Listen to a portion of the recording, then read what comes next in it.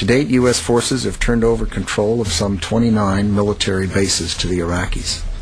An Iraqi police battalion assumed control of the airport road last April, and the number of attacks has declined sharply. Laura, today, Mr. Rumsfeld, the Secretary of Defense, made a point of saying that the road between the airport and Baghdad is now under Iraqi control. I know you were just out on that road. What is the situation there? Well, Bob, that simply isn't true.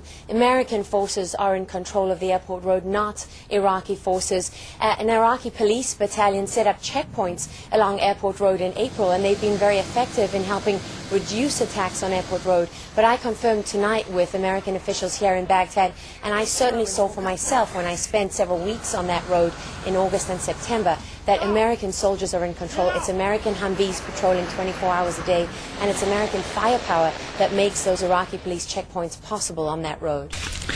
Baghdad's well-known Haifa Street has been largely peaceful under the control of an Iraqi army battalion.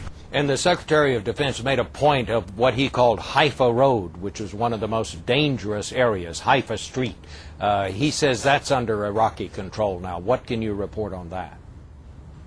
Well, American forces conducted very significant operations in Haifa Street, but it's widely acknowledged here and has even been reported publicly that a deal was made, and that insurgents who were attacking on Haifa Street are now using that as a command base and attacking elsewhere in Baghdad, that they made that deal with the Iraqi authorities, and that's why Haifa Street now appears to be under the control of the Iraqi police.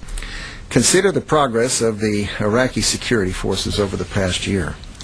In August 2004, 5 Iraqi army battalions were effectively in the fight. Today the number is 95. Last year there were about 96,000 fully trained and equipped Iraqi security forces, and today there are over 212,000 trained and equipped security forces. In short, those who have denigrated the Iraqi security forces have been wrong. U.S. forces are in Iraq to help the Iraqis fight the terrorists there, so we don't have to fight them here in the United States. Quitting is not an exit strategy. The Secretary of Defense made a point of saying quitting is not an exit strategy, but he also said eventually the Iraqis have to do it for themselves. Laura, how close do you think the Iraqis are to doing it for themselves? It's quite clear on the ground here that even though the Iraqis are taking more control on a daily basis on the ground, they're nowhere near taking this over. There are huge questions about who the Iraqi police and who the Iraqi army are loyal to. They've been infiltrated by militias. They have no command control structure that could survive without the Americans. They rely heavily on American armor and American air support, and I think they're a very long way from that, Bob.